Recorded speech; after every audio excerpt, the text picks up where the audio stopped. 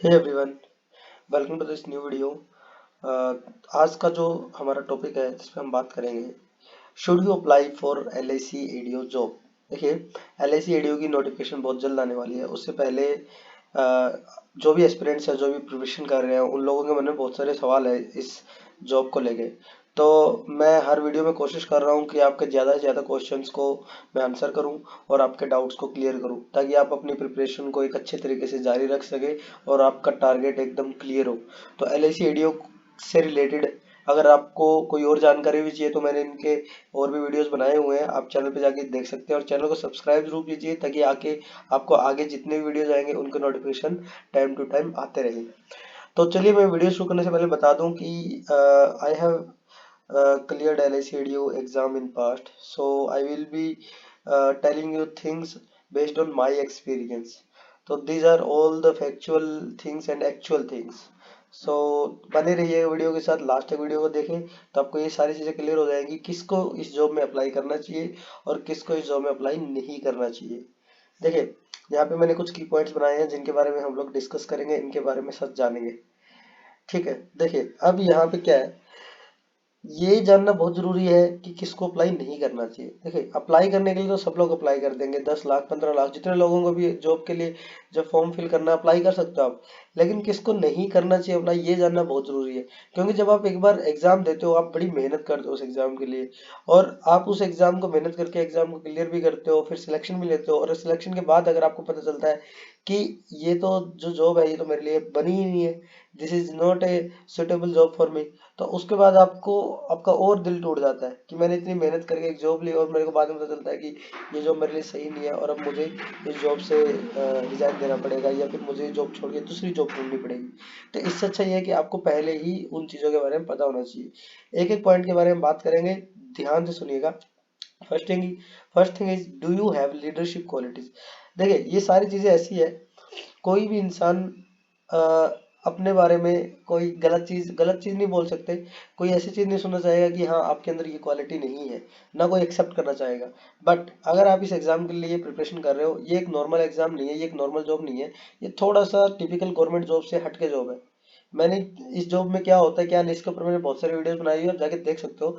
लेकिन आपको अपना सेल्फ एक तरीके से बोल सकते हो इंट्रोस्पेक्शन करना पड़ेगा कि क्या आपके अंदर ये सारी चीजें हैं जो इस जॉब के लिए आपके पास होनी चाहिए। और अगर आपके पास ये सारी चीजें नहीं है तो I must say that you should not apply for this job. पहली थिंग है, do you have leadership qualities. देखिए, जैसे कि मैंने आपको बताया, इस जॉब में क्या होता है, इस जॉब में आपको टीम बिल्ड करना पड़ता है। तो अब जब आप टीम बिल्ड करोगे तो उस टीम का लीडर कौन होगा, उस टीम का लीडर होंगे आप। तो अगर आप में लीडरशिप क्वालिटीज है तभी तो आपकी बात वो टीम सुनेगी, तभी तो आपकी बात मानेगी। अगर आप में लीडरशिप क्वालिटीज नहीं है, आप लोगों को अच्छे से लीड नहीं कर पा रहे, आप मैनेज नहीं कर पा रहे हो, तो कैसे इस जॉब में सक्सेसफुल आप बन पाओगे। तो कहीं ना कहीं किसी न किसी पॉइंट पे आके आपको दिक्कत होने वाली है। अगर आप बहुत ज्यादा इंट्रोवर्ट हो, आप बहुत ज्यादा शाई हो, आप में लीडरशिप क्वालिटीज नहीं है, तो आप अपने आप से ये सवाल जरूर पूछें ये एग्जाम का फॉर्म भरने से पहले। Second thing is, can you convince people. अब देखिए, टीम कहाँ से बनेगी, टीम आपको खुद बनानी पड़ेगी, कोई दूसरा बंदा आपको टीम नहीं बना के देगा, कोई दूसरा बंदा आपको एजेंट से रिक्रूट नहीं करके देगा। तो जब आपको कोई भी बंदा, कोई भी इंसान ऐसा लग रहा है जिसको आप रिक्रूट कर सकते हैं एज एन एलआईसी एजेंट, तो उसको आपको कन्विंस भी करना पड़ेगा कि आपको एलआईसी एजेंट क्यों बनना चाहिए और आपको एलआईसी एजेंट बनने के क्या क्या फायदे हैं। वो बहुत सारे काउंटर क्वेश्चन भी करेगा। और इतना आसान नहीं है किसी को भी आप एक तरीके से एग्जाम दिलवा दो, एजेंट का एजेंट बनवा दो, इतना आसान नहीं होता है सब कुछ। आपको कन्विंस करना पड़ता है लोगों को, उनको आपको दिखाना पड़ता है सही रास्ता उनके लिए क्या सही है क्या गलत है, कैसे वो काम कर सकते हैं, कैसे सक्सेसफुल हो सकते हैं। और उनको कहीं ना कहीं आपको कन्विंस करना पड़ेगा। और कन्विंस करोगे सिर्फ रिक्रूटमेंट में ही नहीं, आगे भी आपको जब उनसे बिजनेस जब आपको लेना है, तो भी आपको कहीं ना कहीं एक कन्विंसिंग पार्ट आपके अंदर होना चाहिए कि आप लोगों को कन्विंस कर सको।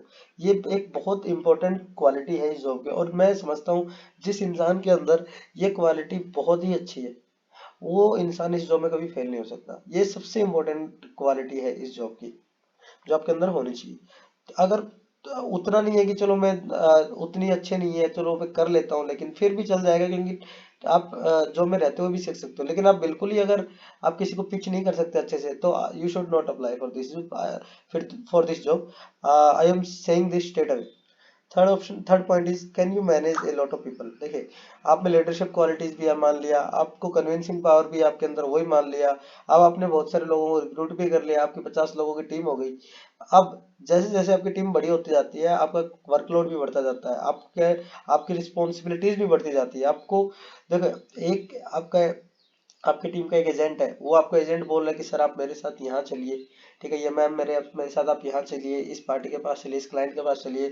सेम टाइम पे आपको दूसरा बंदा भी कह रहा है, तीसरा बंदा भी कह रहा है, क्योंकि जैसे आपकी टीम बड़ी होती है तो आपको उन सबको मैनेज करना पड़ता है, उन सबको टाइम देना पड़ता है। और इन चीज़ों से आपको घबराना नहीं है कि आप मैनेज नहीं कर पा रहे हो काम को। और बहुत सारे लोगों को अगर मैनेज करने की स्किल आपके अंदर है तो आपको वरी करने की कोई जरूरत नहीं है। ये उतना एक इम्पोर्टेंट स्किल नहीं है, क्योंकि बाय द टाइम आप सीख जाओगे चीजें, लेकिन फिर भी एक इम्पोर्टेंट, मतलब एक तरीके से एक ऐसा ये वेपन है कि आपके आर्मरी में ये होना चाहिए। फोर्थ जो पॉइंट है, can you go in field and work. देखिए, बहुत सारे लोग ऐसे होते हैं जो फील्ड में जाके काम नहीं कर सकते, वो लोगों से जाके मिल नहीं सकते, वो लोग ट्रैवल नहीं कर सकते ज्यादा, वो लोग रूरल एरियाज में नहीं जा सकते, क्योंकि ये जॉब ऐसा आपको हर तरीके के फील्ड में जाना पड़ेगा, अनलेस अनटिल अनलेस कि आप एक मेट्रोपॉलिटन सिटी में पोस्टेड हो, जैसे दिल्ली, कोलकाता, इस तरह की सिटी में पोस्टेड हो, वहां पे तो आपको चलो उस सिटी में ही काम चल जाएगा, क्योंकि वो सिटी अपने आप में इतना बड़ा है। लेकिन अगर इसके अलावा कहीं पे भी आप पोस्टेड हो तो आपको रूरल एरियाज में भी जाना पड़ेगा, आपको गाँव में भी जाना पड़ेगा, लोगों के घरों में भी जाना पड़ेगा, सब तरीके की चीजें आपको करनी पड़ेगी।